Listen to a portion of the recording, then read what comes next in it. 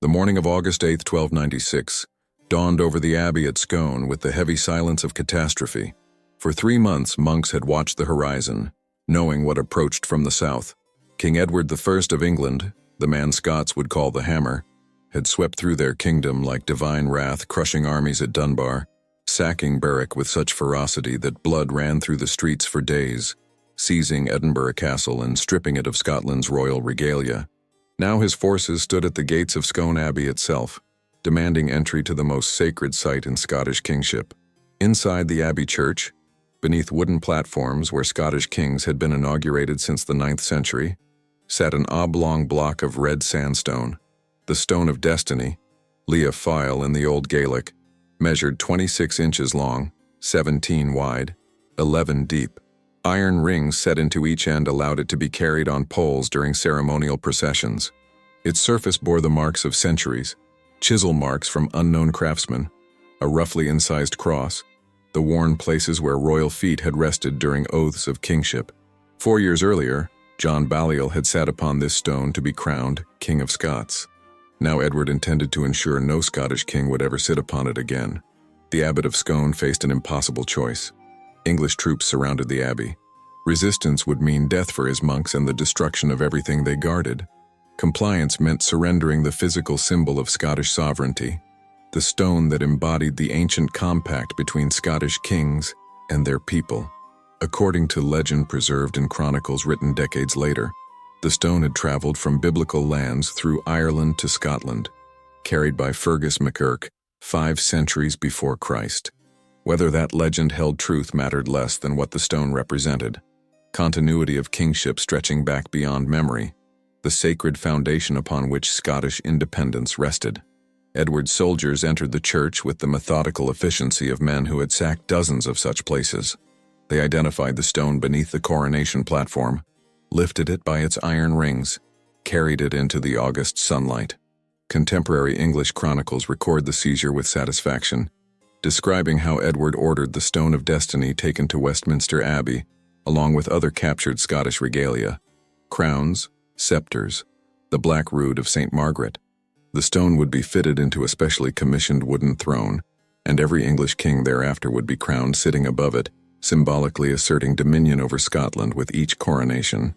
As the wagon bearing the stone rumbled south toward England, the monks of Scone Abbey stood in their ruined sanctuary and contemplated what had been lost, or what they had deliberately given away.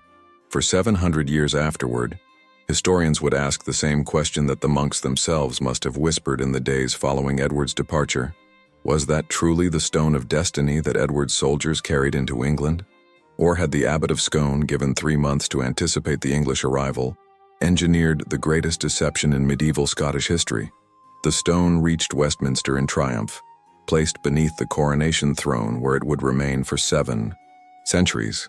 But 2 years later, in 1298, Edward the Frunner returned to Scone Abbey with soldiers who ransacked the monastery with systematic thoroughness, searching every chamber, excavating the grounds, interrogating monks with increasingly violent methods. English chroniclers record this second raid but never explain what Edward was seeking. If he already possessed the Stone of Destiny, what was he searching for? What had the monks hidden in those 3 months of warning? And where, if anywhere, does the true Stone of Destiny rest today, waiting perhaps for the day when Scotland would rise again? To understand the magnitude of what Edward then seized or believed he seized requires examining the role coronation stones played in medieval concepts of kingship. Throughout Europe, physical objects embodied royal legitimacy. Crowns and scepters symbolized authority, but the places where kings were made sacred carried even deeper significance. In England, kings were anointed at Westminster, in France, at Rheims, in Scotland, at Scone, and always upon the Stone of Destiny. The stone's documented history begins in the mid-9th century, when Kenneth MacAlpin, having united the kingdoms of the Picts and Scots around 843 AD, moved his capital to Scone and brought with him a sacred stone used for inaugurations. Whether this was the same stone later seized by Edward, or merely its predecessor, remains uncertain. What the chronicles make clear is that by 1249, when Alexander III became king, the Stone of Destiny had become central to Scottish coronation ritual. Contemporary descriptions of Alexander's inauguration at Scone describe a complex ceremony in which the young king sat upon the stone while nobles proclaimed his genealogy in Gaelic, tracing his lineage back through generations of Scottish kings to the legendary founders of the kingdom. The ritual's power derived partly from its antiquity and partly from the stone's rumored origins. Medieval Scottish chronicles, compiled centuries after the fact but drawing on older traditions, claimed the stone had traveled an extraordinary path to reach Scotland. One version identified it as the pillow upon which the biblical patriarch Jacob rested his head at Bethel when he dreamed of angels ascending and descending a ladder to heaven. According to this tradition, the stone passed from Palestine to Egypt, then to Spain, then to Ireland, where it became the Lia Fáil used at Tara to inaugurate High Kings of Ireland. From Ireland, the stone supposedly came to Scotland with Fergus MacEirc around 500 AD, establishing a line of sacred kingship that connected Scottish monarchs to both biblical patriarchs and ancient Irish sovereignty. Modern historians treat these origin legends with skepticism, recognizing them as medieval constructions designed to legitimize Scottish kingship by connecting it to venerable traditions. Yet the legend's widespread acceptance in the 13th century meant that both Scots and English understood the Stone of Destiny as far more than mere rock. It was a talisman of sovereignty, a physical link to powers beyond human authority. By seizing it, Edward claimed not just military victory over Scotland, but spiritual authority over Scottish kingship itself. He could not simply defeat Scottish armies and install puppet kings. He needed to possess the very foundation upon which Scottish kings were made legitimate. The political context of 1296 was complex. Scotland's succession crisis following the death of Alexander III in 1286 had created a power vacuum that Edward exploited brilliantly. When John Balliol was crowned King of Scots in 1292, he did so with Edward's blessing, but as Edward's vassal, acknowledging English overlordship. 4 years later, when Balliol attempted to assert independence by forging an alliance with France, Edward's response was devastating. The invasion of 1296 was designed not merely to punish rebellion but to extinguish Scottish independence entirely. Seizing the Stone of Destiny was part of a systematic campaign to erase the symbols and structures of Scottish sovereignty. Yet even as Edward's soldiers carried the stone south, contradictions emerged in the historical record. English chronicles describe the seized stone in terms that emphasize its simplicity: a rough-hewn block of sandstone, unremarkable except for its association with Scottish kingship. This description puzzled later historians because earlier sources had depicted something far more elaborate. Seals used by Scottish kings in the 12th and 13th centuries show monarchs seated on what appears to be a decorated throne or large ornate stone structure, not a simple block. The coronation ceremonies described in chronicles suggest a stone substantial enough for kings to sit upon comfortably during lengthy rituals. Yet the stone that reached Westminster measured barely 11 inches high, more suitable as a footstool than a throne. Medieval Scots noticed these discrepancies immediately. When Edward III offered to return the stone as part of the Treaty of Northampton in 1328, recognizing Scottish independence after Robert the Bruce's victory at Bannockburn, Scottish negotiators showed remarkably little interest.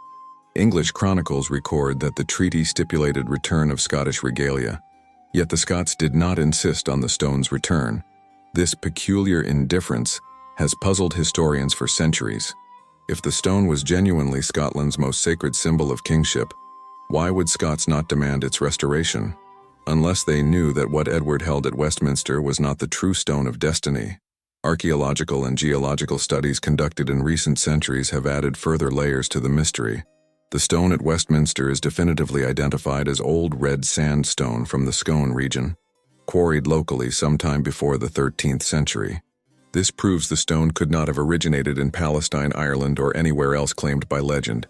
It came from Perthshire, from the same geological formations visible at Scone Palace today. Yet this finding, rather than resolving questions, deepened them. If the stone was always local Perthshire sandstone, the legends connecting it to Jacob and Ireland were invented. But when were they invented and by whom? Were they ancient traditions that predated Edward's seizure, or later fabrications designed to explain why the Westminster stone seemed wrong to those who remembered what had sat at Scone before 1296? The pattern that emerges from studying 13th century sources is of a kingdom that understood the power of symbols and knew how to manipulate them.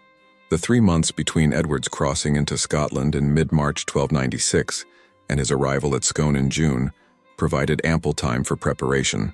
If the abbot of Scone and his monks suspected Edward intended to seize the stone, and they certainly would have, given Edward's systematic appropriation of Scottish regalia everywhere he went, they faced a choice between surrender and deception. The historical record suggests they chose deception, hiding the true Stone of Destiny and offering Edward a substitute carved from local sandstone, similar enough in size and appearance to pass scrutiny, but lacking the historical authenticity and sacred power of the original. Edward's return in 1298 to ransack Scone Abbey suggests he eventually suspected the truth but could never prove it, could never find what the monks had hidden. The real Stone of Destiny, if it was indeed substituted, vanished into Scottish legend, waiting for a day of restoration that has not yet come. On Christmas morning 1950, Westminster Abbey awoke to an extraordinary discovery. The Stone of Scone, which had rested beneath the coronation chair for 654 years, was gone. The theft represented one of the most audacious acts of nationalist defiance in 20th century Britain, and it would force modern scholars to confront questions that medieval chronicles had left unresolved. What exactly was the Stone of Destiny? Where had it truly come from? And was the object stolen from Westminster the same stone that Edward the Fern had seized in 1296? The thieves were 4 students from the University of Glasgow: Ian Hamilton, Gavin Vernon, Kay Matheson, and Alan Stewart, members of the Scottish Covenant Association, who sought to rekindle Scottish nationalist sentiment by reclaiming their nation's most potent symbol. Their operation, planned for months, nearly failed in its final moments. As they maneuvered the stone from beneath the coronation chair in darkness, it crashed to the floor and split into 2 pieces. Hamilton and his companions managed to extract both sections, hiding the larger piece in a field in Kent while they regrouped in Scotland. The break itself would later prove forensically significant, revealing details about the stone's composition and structural integrity that had remained hidden for centuries. The theft triggered a massive police response. For the first time in 4 centuries, the border between England and Scotland was effectively closed as authorities searched every vehicle crossing north. The hunt dominated British newspapers for months, with some English commentators expressing outrage at what they termed vandalism of a sacred artifact, while many Scots quietly celebrated the audacity of the act. The stone fragments were eventually reunited and repaired by a Glasgow stonemason named Robert Gray, who would later make cryptic statements suggesting he produced multiple copies during the repair process, implying that what was eventually returned might not have been what was taken. In April 1951, the stone reappeared at Arbroath Abbey, draped in a Scottish flag, left on the site where the Declaration of Arbroath had been signed in 1320, Scotland's assertion of independence. Authorities recovered the stone and returned it to Westminster, choosing not to prosecute the students to avoid turning them into martyrs. But the episode accomplished exactly what Hamilton and his compatriots intended. It reignited debate about Scotland's relationship with England and focused attention on whether the Stone of Scone at Westminster was genuinely the ancient coronation stone of Scottish kings. The break caused by the theft's clumsiness provided an unexpected opportunity for scientific examination. When Glasgow stonemason Robert Gray repaired the stone, he inserted a brass rod into the larger section to stabilize the join, and allegedly included a piece of paper inside the rod with a message that remains unknown. More significantly, the fracture revealed internal structures that geologists could analyze. The stone proved to be a single bed of cross-laminated sandstone, its layers formed by sand waves moving across an ancient Devonian riverbed that had flowed through central Scotland approximately 400 million years ago. No exotic materials, no traces of meteoric origin, no evidence of the extraordinary travels described in medieval legends, just local Perthshire sandstone quarried sometime in the medieval period. Yet these scientific findings, rather than ending speculation, intensified it. If the Westminster stone was definitively local sandstone, it could not be the stone of biblical legend. Either the legends had always been fabrications designed to enhance the stone's mystical significance, or the legends were true, and the Westminster stone was the substitute that monks at Scone had prepared for Edward the Fir. Proponents of the substitution theory seized on the geological evidence as vindication. Of course, the Westminster stone was local sandstone. That's exactly what desperate monks would have used to create a convincing fake, selecting stone from the same quarries that had provided building material for Scone Abbey itself. The 1950 theft also prompted renewed examination of historical sources. Researchers studying medieval chronicles noted references to the stone's appearance that seemed incompatible with the Westminster stone's dimensions. 12th century seals depicting Scottish coronations showed kings seated on what appeared to be a substantial throne-like structure, not a low block. Contemporary descriptions of coronation ceremonies mentioned the king being elevated upon the stone for all assembled to see, suggesting something taller than 11 inches. Scottish coronation rituals required the stone to be visible to representatives of the kingdom's regions, who would approach and touch it as part of their oath of fealty. The Westminster stone's size and shape made such ceremonies awkward at best. Further complications emerged from analysis of the stone's iron rings. The rings appeared crude, possibly added hastily to facilitate transport. Medieval metallurgical techniques could date such ironwork, and preliminary studies suggested the rings might have been added relatively late, perhaps during or shortly before the 13th century.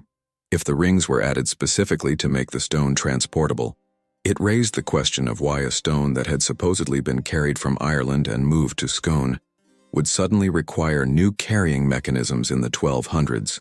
Unless, of course, it was a substitute stone that needed to be made transportable to convince English soldiers it was the genuine article. The stone's return to Westminster after the 1951 recovery was temporary.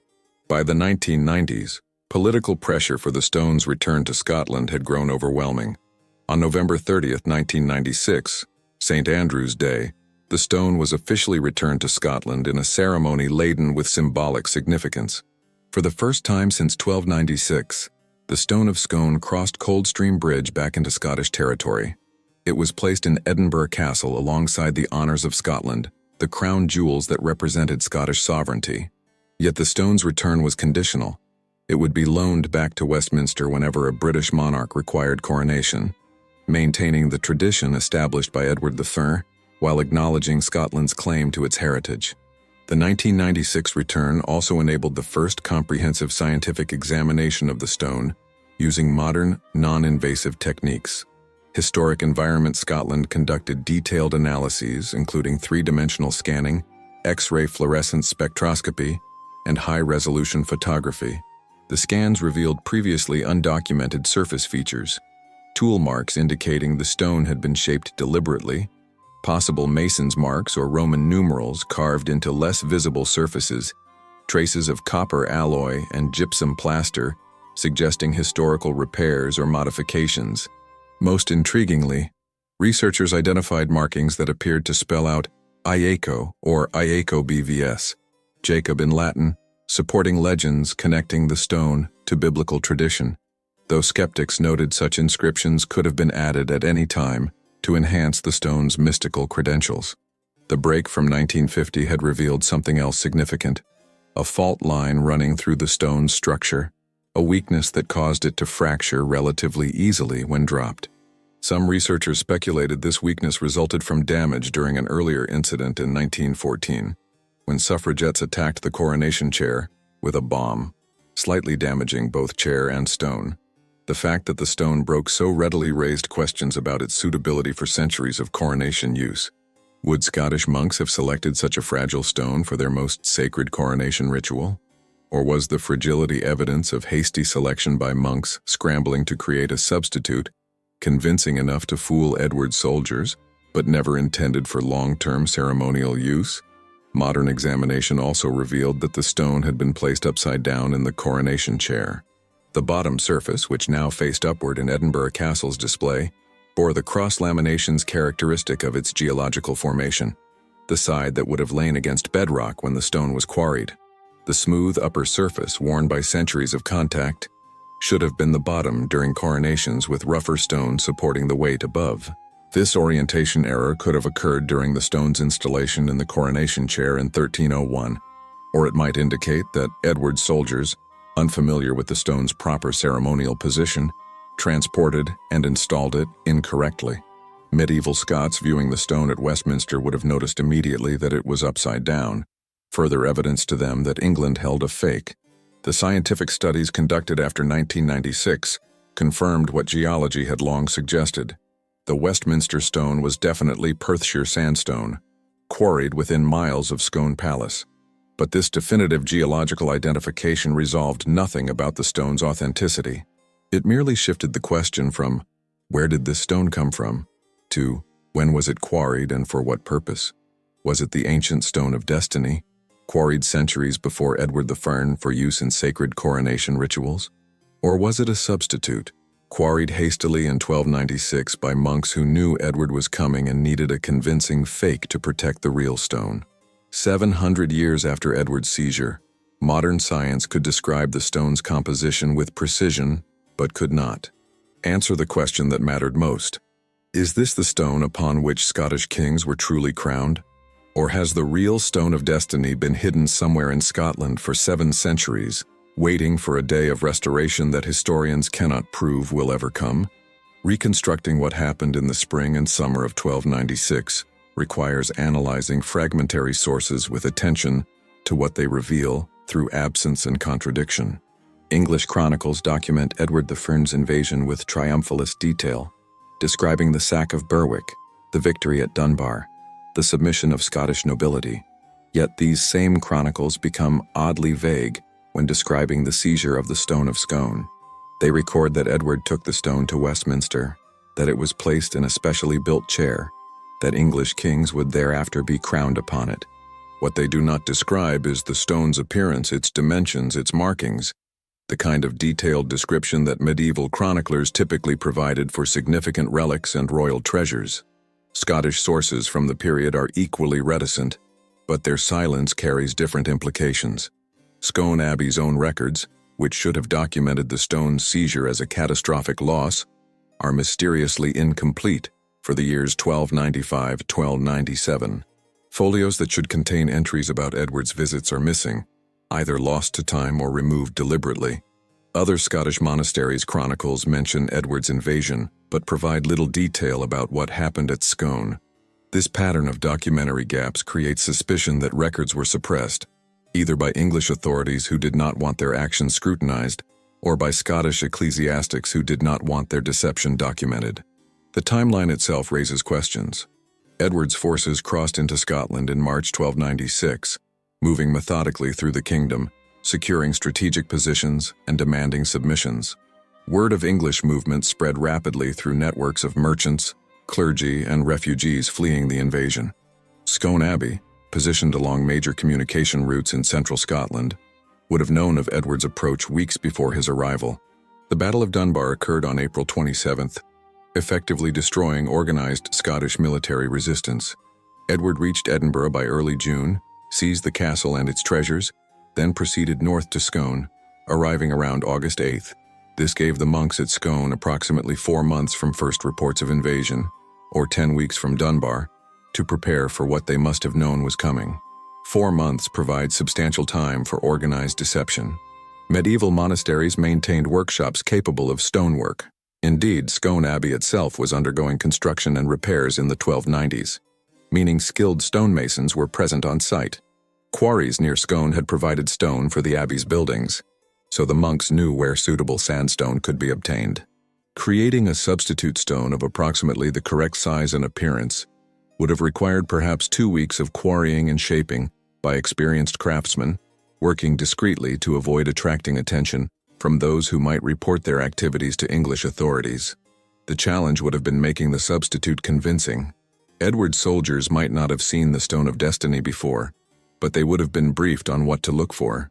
The stone needed iron rings for transport, needed to appear old rather than freshly carved, needed to match general descriptions that English intelligence had gathered about the Scottish coronation stone. Yet it did not need to be perfect, because Edward's soldiers were not archaeologists or art experts. They were military men under orders to secure a specific object from a specific location. If the abbot of Scone presented them with a stone that looked plausibly ancient, that sat in the location where the coronation stone was kept, and that could be moved using the iron rings expected for transport, they would likely accept it without sophisticated authentication. The real Stone of Destiny, if substituted, would need to be hidden somewhere English soldiers would not search. Several theories have been proposed based on geography and logistics. The River Tay, flowing near Scone, provided an obvious option. The stone could be sunk in the river, weighted down, to be recovered after Edward departed. Dunsinane Hill, approximately 12 miles from Scone and associated with Scottish kingship legends, offered caves and natural hiding places. Both locations were mentioned in later Scottish traditions as possible hiding places, though no physical evidence has confirmed either theory. A more intriguing possibility emerges from examining the political networks available to the monks of Scone. In 1296, Robert Bruce, not yet king but already a powerful Scottish noble with contested claims to the throne, controlled territories in southwestern Scotland. Bruce's relationship with Edward Thurs was complex.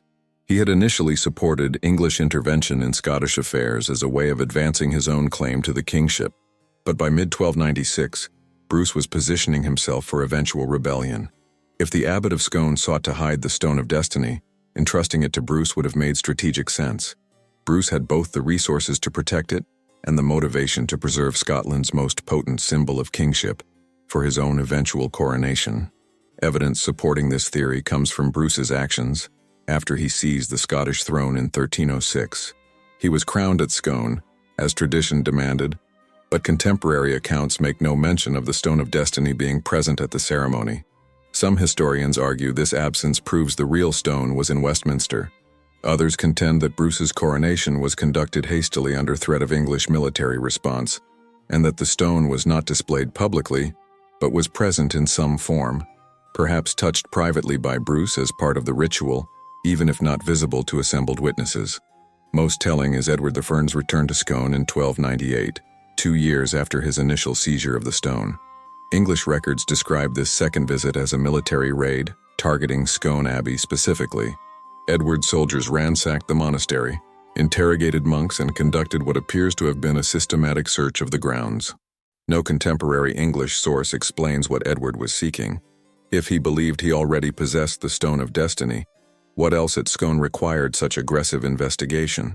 The most logical explanation is that Edward had come to suspect he had been deceived, that reports or rumors had reached him suggesting the Westminster stone was not authentic, and that he returned to Scone determined to find the real stone and punish those who had tricked him. The monks of Scone Abbey offered no cooperation. Several were reportedly killed during the raid, others imprisoned. The abbey's treasures were confiscated, its buildings damaged. Yet English soldiers departed empty-handed, having found nothing that satisfied Edward's search. If the real Stone of Destiny had been hidden at or near Scone, either the monks who knew its location had died without revealing the secret, or it had been moved beyond Edward's reach before his return. Scottish traditions preserved through later generations offer tantalizing hints about where the stone might have gone. One account, recorded in the 19th century, but claiming to derive from much earlier oral tradition, described how Angus Og MacDonald, Lord of the Isles and a powerful ally of Robert Bruce, took custody of the stone around 1300 and transported it to the Hebrides.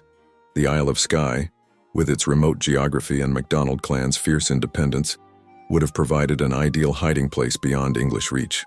The Scottish historian Nigel Tranter embraced this theory, claiming that descendants of Angus Og MacDonald maintained custody of the true Stone of Destiny for generations, passing down knowledge of its location through family traditions. Other theories place the stone in less remote locations. A curious incident recorded in early 19th century correspondence describes the discovery of a large carved stone near Dunsinane Hill in 1819. Workmen excavating ruins found what they described as a meteoric stone weighing approximately 500 pounds, accompanied by 2 tablets bearing inscriptions referring to Bethel, the biblical site associated with Jacob's vision. The stone was reportedly taken to London for examination, then disappeared from the historical record. Skeptics dismiss this as either fabrication or misidentification of unrelated archaeological materials, but believers in the substitution theory see it as possible evidence that the real Stone of Destiny, with its legendary connections to Jacob, had been hidden near Dunsinane and was briefly rediscovered before being concealed again. What emerges from this reconstruction is a picture of deliberate medieval deception, sophisticated enough to fool a determined conqueror, and systematic enough to survive 7 centuries of investigation. If the monks of Scone did substitute a stone, They created not just a physical fake but a historical mystery that has outlasted empires. The stone that sits in Edinburgh Castle today, analyzed, photographed, X-rayed, chemically tested, can be described with scientific precision as Perthshire sandstone shaped by human hands in the medieval period. But whether those hands shaped it centuries before Edward's arrival for sacred ceremonial use, or weeks before his arrival for desperate deception, remains impossible to prove. The monks who knew the truth died without revealing it, and the real Stone of Destiny, if it was indeed hidden, waits in darkness for a day of restoration that may never come, or has already come and gone unrecognized. The systematic gaps in the documentary record surrounding the Stone of Destiny's seizure become more conspicuous when compared with records from other English appropriations of Scottish treasures. When Edward III captured Edinburgh Castle in 1296, English clerks meticulously documented the Scottish regalia they seized. The crown, described in detail with measurements and material composition. The scepter, noting its jewels and metalwork. The black rood of St. Margaret, inventoried as a gold reliquary containing a fragment of the true cross. These items received the careful documentation befitting royal treasures, yet the Stone of Scone, supposedly Scotland's most sacred coronation object, appears in English records with frustrating vagueness. The omissions extend beyond Edward's own chronicles. Westminster Abbey's records, usually scrupulous about documenting items entering their custody, contain surprisingly little about the stone's arrival in 1296, or its installation in the coronation chair in 1301. The chair itself was commissioned from royal carpenter Master Walter of Durham at substantial expense, yet the surviving financial records describe the chair's construction in detail, while barely mentioning the stone it was designed to house. This absence would make sense if Westminster officials understood the stone was controversial, if rumors of substitution were already circulating, and if ecclesiastical authorities preferred not to document too precisely an object whose authenticity might be questioned. Scottish ecclesiastical records show even more dramatic discontinuities. Scone Abbey's cartulary, the register recording property transactions, significant events, and administrative decisions, is incomplete for the critical period, 1295–1300. Individual folios covering these years have been removed, leaving gaps in the chronological sequence. The removal was not accidental deterioration. The edges of remaining pages show evidence of deliberate excision, pages cut out with blades at a time when parchment was too valuable to discard casually. Similar patterns appear in records from other Scottish monasteries that had connections to Scone. The chronicle kept at Dunfermline Abbey, which should have contained contemporary accounts of Edward's invasion, has missing sections corresponding precisely to 1296. The Glasgow Cathedral registers show gaps in entries about ecclesiastical movements and communications during the same period. This systematic removal of documentary evidence points to organized suppression occurring at multiple sites, suggesting coordination at a high ecclesiastical level. Bishops or abbots, possibly acting on instructions from Scottish resistance leaders after Edward's departure, may have ordered the removal of sections that documented the stone's substitution, or that contained details English authorities could use if they suspected deception. The removals would have occurred sometime after 1296, but before the records passed into archives where such tampering would have been prevented. The years 1297–1306, when Scotland was in rebellion and ecclesiastical records were less carefully supervised, provided a window for deliberate editing of history. Even documents that survive show signs of alteration. Medieval parchment could be scraped clean and reused, creating palimpsests where earlier writing sometimes remains partially visible beneath later text. Advanced imaging techniques applied to surviving Scottish chronicles from the late 13th century have revealed undertext in some instances. Words that were written then deliberately erased, then overwritten with different content. The erased passages are fragmentary and difficult to reconstruct, but researchers have identified references to the stone taken by the English in one manuscript that was later changed to read the stone stolen by the English, suggesting evolving attitudes toward the seizure, or possibly reflecting changing knowledge about whether the taken stone was genuine. The Treaty of Northampton in 1328, which ended the First War of Scottish Independence following Robert the Bruce's victory at Bannockburn, demonstrates the documentary silences most clearly. The treaty stipulated that England would return Scottish regalia captured during Edward I's invasions. Specific items are mentioned: crowns, scepters, holy relics. Yet the Stone of Scone is not explicitly named in the surviving treaty documents, despite being theoretically the most important item Edward had taken. English chronicles mention that Edward III offered to return the stone as part of peace negotiations, but that Scottish representatives showed little interest. This curious indifference has led historians to suggest that Scots already knew the Westminster stone was not authentic and had no desire to reclaim a fake. However, alternative interpretations exist. Perhaps the stone was mentioned in sections of the treaty that no longer survive, and its absence from extant documents reflects later editorial decisions by scribes who did not want to preserve evidence of the substitution. Or perhaps Scottish negotiators privately knew the stone's return would spark renewed conflict if English authorities discovered they had been deceived, and so chose to leave the matter unaddressed, allowing England to keep a stone Scotland knew was worthless, while the real stone remained safely hidden. Political pragmatism might have dictated leaving Edward's successors with the fake, rather than revealing the deception and risking resumption of war. Later Scottish chronicles compiled in the 15th and 16th centuries, after memories of the original events had faded into legend, contain references that suggest knowledge of substitution persisted in oral traditions. The Scotichronicon, written by Walter Bower in the 1440s, mentions the Stone of Destiny's capture, but includes peculiar phrasing suggesting doubt about authenticity. Bower describes Edward taking what was believed to be the Stone of Destiny, a qualification that appears in no other chronicle entries about seized treasures. Similarly, references in bardic poetry from the late 14th century describe the stone as sleeping in the south, but also hidden in the north. Impossible geography unless the poet was distinguishing between a false stone at Westminster and a true stone concealed in Scotland. The prophetic poem attributed to Thomas the Rhymer, supposedly written before 1296 but likely composed afterward and projected backward, contains a famous verse that has been interpreted as referring to the stone's substitution. Unless the fates be faulty grown and prophet's voice be vain, where'er is found this sacred stone the Scots shall reign. The poem's ambiguity allows multiple readings. Either the Scots would rule wherever the stone was located, or the prophecy would only be fulfilled if the true stone, not a substitute, was found and used for coronations. When James VI of Scotland inherited the English throne in 1603, becoming James I of England and being crowned at Westminster above the stone, Scottish commentators claimed the prophecy was fulfilled because a Scot now ruled where the stone resided. But others noted that James was crowned on a stone Scots knew to be false, meaning the prophecy remained unfulfilled, and the true stone still waited to crown Scotland's rightful king. What makes the documentary gaps most suspicious is their selectivity. Other aspects of Edward IV's Scottish campaigns are extensively documented: battles, sieges, property seizures, administrative reorganizations.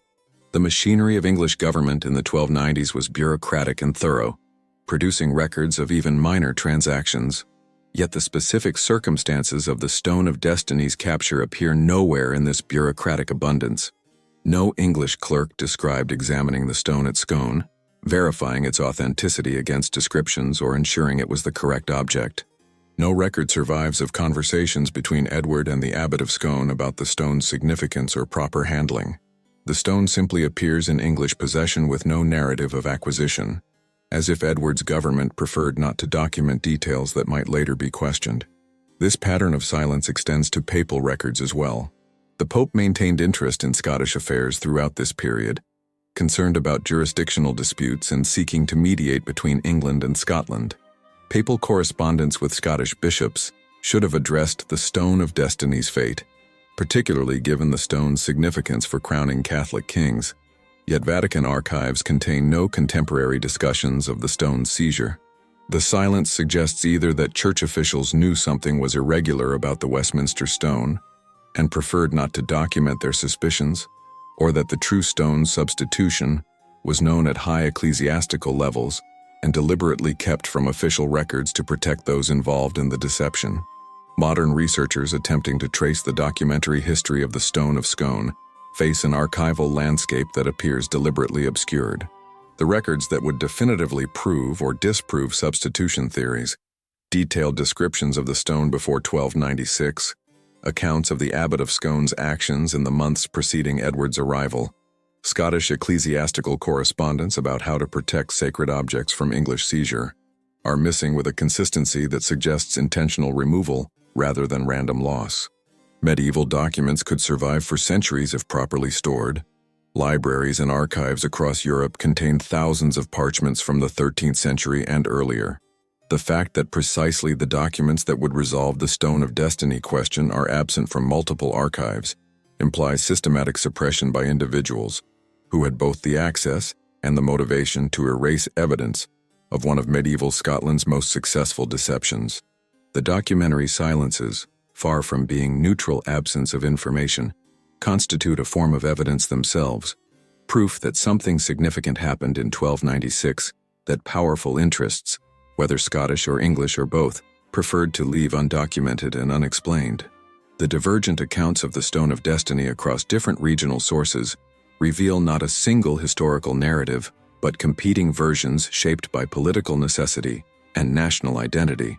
English chronicles written to glorify Edward III's conquest of Scotland present the stone's seizure as an unambiguous triumph, the physical embodiment of Scotland's submission to English authority. Scottish accounts, fragmentary as they are, emphasize loss and displacement, treating the stone's removal as a tragedy comparable to the destruction of the Temple in Jerusalem. Yet beneath these predictable national narratives lurk hints that both English and Scottish authorities suspected the truth was more complicated than either side publicly acknowledged. The earliest English chronicle descriptions of the stone, written within decades of its seizure, contain curious inconsistencies. The Lanercost Chronicle, composed in Cumberland near the Scottish border and thus geographically positioned to receive accurate information, describes the stone Edward took from Scone as a large stone on which the kings of Scotland were wont to be crowned. The vagueness is notable. No dimensions, no description of appearance, no mention of distinctive features that would have been remarkable for such an important trophy. Compare this to the same chronicle's description of the Black Rood of St. Margaret, which receives detailed attention regarding its gold construction, its jewels, and the fragment of the true cross it contained. The disparity suggests the chronicler either did not see the stone himself and was working from second-hand information, or saw it and found it unremarkable enough not to warrant detailed description. Other English chronicles from Edward's reign similarly avoid specificity. The Flores Historiarum mentions the stone's capture, but provides no physical description. The Annales Londonienses notes that Edward had the stone placed in Westminster Abbey, but does not describe what made it significant beyond its association with Scottish coronations. This reticence contrasts sharply with the typically detailed medieval approach to describing relics and sacred objects. When English chronicles describe the coronation of Edward II in 1308, the first English king crowned in the new chair housing the Scottish stone, they focus on the ceremony's magnificence but barely mention the stone beneath the throne. Either English chroniclers found the stone unremarkable, and thus not worth detailed description, or they were uncertain about its authenticity and preferred vague references to specific claims that might be challenged. Scottish sources from the immediate post-1296 period are too fragmentary to provide clear alternative narratives. But later, Scottish chronicles compiled in the 14th and 15th centuries preserve traditions that appear to originate in earlier oral sources. John of Fordun's Chronica Gentis Scotorum, written in the 1360s-1380s, describes the Stone of Destiny before Edward's seizure in terms that don't match the Westminster stone's appearance. Fordun refers to it as an ornate stone and mentions that it bore carved inscriptions, neither feature visible on the stone that Edward took to Westminster. Fordun also includes the famous prophetic verse about the stone ensuring Scottish rule wherever it resides, adding a cryptic comment that the fates have not yet revealed whether this refers to the stone taken by Edward or another stone that remains. This qualification, appearing decades after Edward's seizure, suggests persistent Scottish doubts about what Edward actually captured. The geographical distribution of these accounts reveals interesting patterns. Chronicles written in the Scottish lowlands, which were under intermittent English control during the Wars of Independence, tend to describe the stone's loss in resigned terms, accepting that it was gone and unlikely to return. But chronicles from the Scottish Highlands and Islands, regions that remained largely outside English control, preserve traditions of the stone being hidden rather than captured. The Book of Clanranald, a Highland chronicle, claims that the Stone of the Kings was taken to safety in the Isles, where it remains hidden from Saxon eyes. The Skye traditions, recorded centuries later but allegedly preserving older oral history, maintain that Angus Og MacDonald received the stone from monks and concealed it in a cave system that only his descendants know. These divergent regional traditions suggest Scotland's experience of the stone's seizure varied by location. Lowland Scots, living under English occupation or threat, may have accepted the loss as permanent and built their resistance narratives around other symbols. Highland Scots, maintaining independence from English control, could afford to believe and perpetuate traditions of the stone being successfully hidden, waiting for a day of restoration. The difference reflects not merely geographical separation, but political and psychological responses to conquest. Those who submitted accepting loss, those who resisted maintaining hope. Continental European sources provide an interesting outside perspective. French chronicles, given France's alliance with Scotland against England, might have been expected to support Scottish claims about substitution, yet they barely mention the stone at all. The Grande Chronique de France, which covers Edward the Verne's reign in detail, mentions his Scottish campaigns but does not specifically discuss the Stone of Destiny's capture. This absence could reflect French unfamiliarity with Scottish coronation customs, or it might suggest that French allies of Scotland knew the stone's seizure was not the disaster it appeared, because the real stone had been hidden, and what Edward captured was a substitute. Irish chronicles offer another perspective given Irish traditions claiming the stone originated at Tara before being taken to Scotland. The Annals of the Four Masters, compiled in the 17th century from earlier sources, mention the Stone of Destiny in passing, but provide no comment on its capture by Edward, suggesting Irish chroniclers either did not know about or did not consider significant the Westminster Stone's presence in England. This Irish indifference might support theories that the true Leofale never left Ireland, and that the stone used in Scottish coronations was always a copy or symbolic substitute, meaning Edward's seizure took a copy of a copy, a symbol of a symbol, authentically meaningless yet politically potent. The most revealing divergence appears in accounts from different time periods within the same national tradition. Early English chronicles treat the stone's seizure as an accomplished fact, a permanent transfer of sovereignty symbolism from Scotland to England. But by the Tudor period, English sources begin expressing subtle doubts.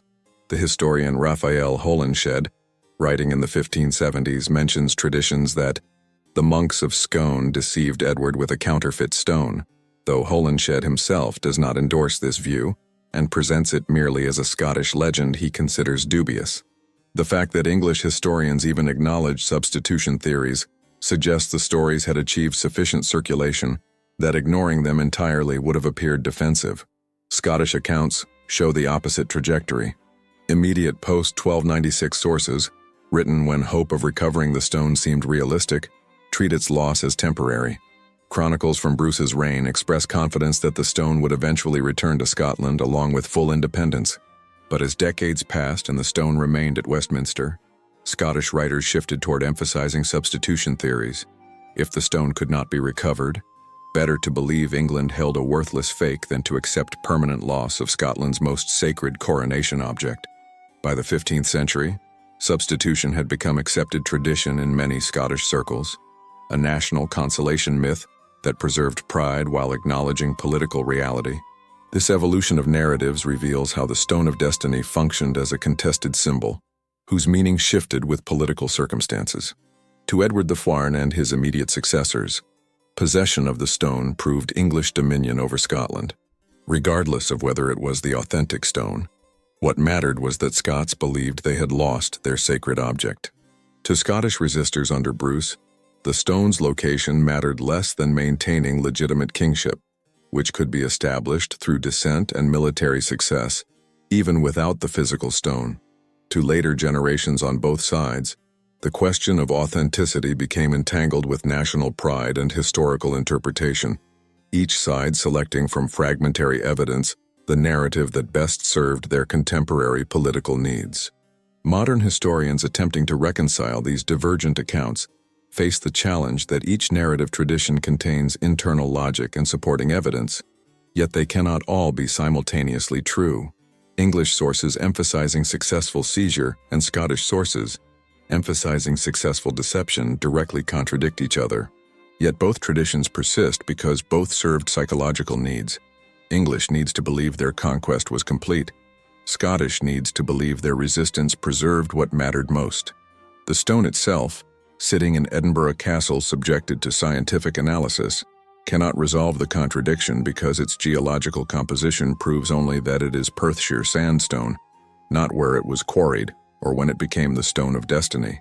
The competing narratives will likely persist indefinitely, each supported by selective reading of incomplete evidence, each serving the identity needs of those who believe them, each impossible to definitively prove or disprove. The conspiracy to conceal the truth about the Stone of Destiny, whether that truth involved successful substitution by Scottish monks or successful seizure by English forces, required coordinated action across multiple levels of medieval society. The logistics of such deception demonstrate sophisticated planning and execution that modern historians are only beginning to appreciate through careful analysis of circumstantial evidence and the pattern of what was deliberately left unrecorded. If the Abbot of Scone did substitute a stone in 1296, the operation would have required compartmentalized knowledge and deniable involvement by key participants. The abbot himself would have needed to authorize the deception while maintaining plausible deniability. Able to claim under interrogation that he had simply handed over the stone that occupied the traditional position at Scone, without explicitly confirming it was the ancient Stone of Destiny. Stonemasons would have been recruited to quarry and shape a substitute, but these craftsmen would have been told only what they needed to know. Perhaps that the abbey required a replacement stone for a damaged building element, with no mention of its true purpose. The iron rings attached to the substitute would have been added by a blacksmith who might have believed he was simply repairing an existing stone, rather than preparing a fake for Edward's soldiers. The timeline for such an operation becomes clearer when examined against Edward's known movements in Scotland. His forces crossed into Scotland in late March 1296, laying siege to Berwick. The siege lasted until early April, when the city fell in a massacre that would have sent shockwaves through Scottish religious communities. News of Berwick's sack would have reached Scone within days, via networks of monastic communication that linked Scottish abbeys. The Battle of Dunbar on April 27 effectively ended Scottish military resistance, and Edward's methodical progress through Scotland after that victory was entirely predictable. He would secure Edinburgh, take possession of royal regalia, then proceed to Scone to claim the coronation stone. This gave the monks approximately 10 to 12 weeks to execute their substitution. Modern archaeological experiments suggest that quarrying, shaping, and preparing a stone of the Westminster stone's dimensions would require approximately 2 weeks of work by skilled craftsmen. Adding the iron rings would take a blacksmith several days. Making the stone appear appropriately aged, weathering its surfaces, adding wear patterns consistent with centuries of ceremonial use, would require additional time, but could be accomplished through techniques known to medieval stoneworkers. The entire process from decision to completion could be managed within a month, leaving weeks for final preparations and concealment of the real stone before Edward's arrival. The real Stone of Destiny, if substituted, would have required immediate removal from Scone to a secure location beyond English reach. Several possibilities emerge from analysis of regional geography and political alliances in 1296. The River Tay offered one option. The stone could have been weighted and sunk in deep water, recoverable after Edward departed but safe from immediate discovery. However, this method carried risks. The river could shift the stone's position, making recovery difficult, and the stone's immersion in water might damage it depending on its composition and any decorative elements it bore. Overland transport to more distant hiding places would have been logistically complex but politically more secure. The regions controlled by Robert Bruce in 1296, particularly in southwestern Scotland, were outside Edward's immediate invasion route and would have provided protection for Scottish resistance resources. Transporting a heavy stone overland required wagons, draft animals, and armed escorts. But Scottish monasteries regularly moved building materials and had the necessary equipment. A wagon carrying stone would not have attracted unusual attention in late spring, when construction projects typically resumed after winter. The stone could have been concealed among legitimate cargo, transported to Bruce's territories, and hidden in one of the numerous caves or fortifications that dotted southwestern Scottish landscapes. A more intriguing possibility involves the Hebrides and the protection of the Lord of the Isles, Angus Og MacDonald, who would later provide crucial military support to Robert Bruce, controlled territories that were effectively independent of both English and Scottish crown authority in the 1290s. Maritime transport from the River Tay to the Hebrides was feasible for medieval vessels, particularly in summer months when sea conditions were most favorable. The journey would have taken several days, but would have placed the stone beyond any possibility of English recovery. The Hebrides' complex geography of islands, sea caves, and remote settlements provided countless hiding places where the stone could have been concealed for generations. The conspiracy's success would have depended on limiting knowledge to the minimum number of people necessary. The Abbot of Scone would have been the key decision-maker, but he would have needed advisors, senior monks who could be trusted absolutely, perhaps a representative from Bruce's faction who could arrange secure transport, and almost certainly the approval, or at least tacit acceptance from the Bishop of St. Andrews, Scotland's senior ecclesiastical authority. Communication between these figures would have been conducted verbally to avoid creating documentary evidence. Medieval monasteries maintained sophisticated systems of oral tradition and secret knowledge, particularly regarding their most valuable possessions. The location of hidden treasures or sacred objects might be passed from abbot to successor without ever being written down, protected by monastic oaths and religious authority. The craftsmen who created the substitute stone would have been carefully selected and managed. Medieval guilds maintained strict secrecy about their techniques, and stonemasons in particular took oaths not to reveal trade secrets.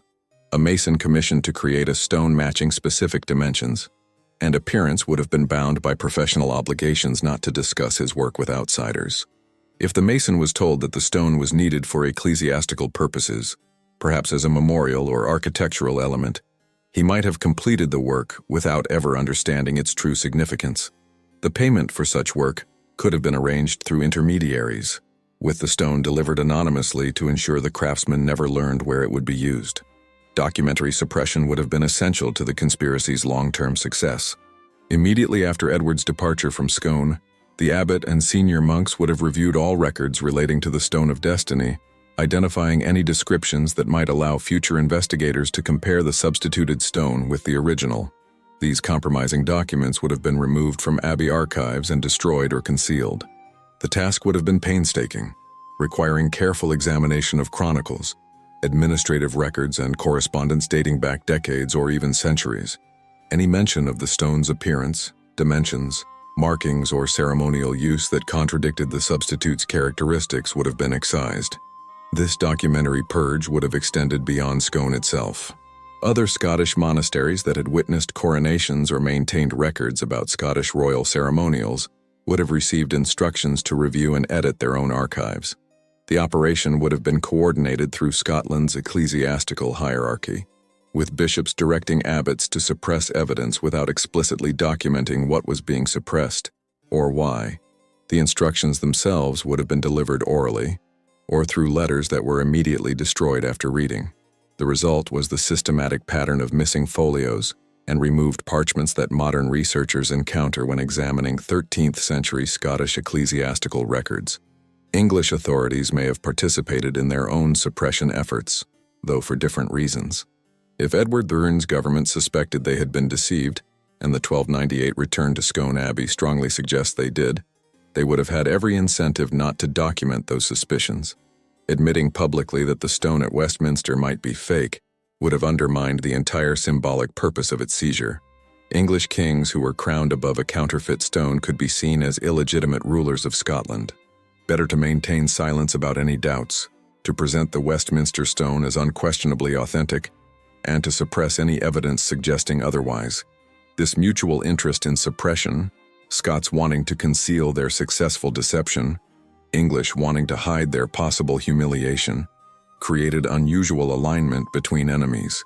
Both sides preferred the truth to remain ambiguous rather than risk definitive revelation that would damage their political positions. The result was a coordinated silence that spanned centuries, with each generation of authorities inheriting motivations to maintain the mystery rather than resolve it. The conspiracy thus became self-perpetuating, requiring no central coordination after the initial deception, because all parties independently benefited from leaving questions unanswered. Modern attempts to penetrate this historical conspiracy face obstacles that were deliberately engineered 7 centuries ago. The documentary gaps are too systematic to be accidental. The physical evidence, the stone itself, is authentic Perthshire sandstone but cannot prove when it was quarried or for what purpose. The oral traditions preserved in Scottish Highland cultures suggest knowledge of hidden locations, but provide no specific directions and may be mythological rather than historical. Archaeological investigation of sites where the stone might have been hidden faces political and practical barriers. Excavation at or near Scone Palace requires permissions from multiple authorities and would be complicated by centuries of construction that have altered the landscape. Exploration of caves in the Hebrides is limited by their remoteness, by property rights, and by the sheer number of potential hiding places. The conspiracy's ultimate success, whether it involves substitution or merely the appearance of substitution sufficient to undermine English claims, lies in its perpetuation of doubt. 7 centuries after Edward seized a stone from Scone Abbey, definitive proof of authenticity remains impossible to establish. Both Scottish and English national identities have incorporated this ambiguity, each side selecting the narrative that serves their historical self-understanding. The stone that sits in Edinburgh Castle today may be Scotland's ancient coronation stone, or it may be a 13th century substitute, or it may be something in between, an object whose significance derives not from its material authenticity, but from its role in national mythology. The conspiracy, if it existed, succeeded not by hiding the truth entirely, but by making the truth permanently ambiguous, ensuring that the mystery would outlive the conspirators and become embedded in the cultural memory of nations that continue to grapple with their shared and contested history.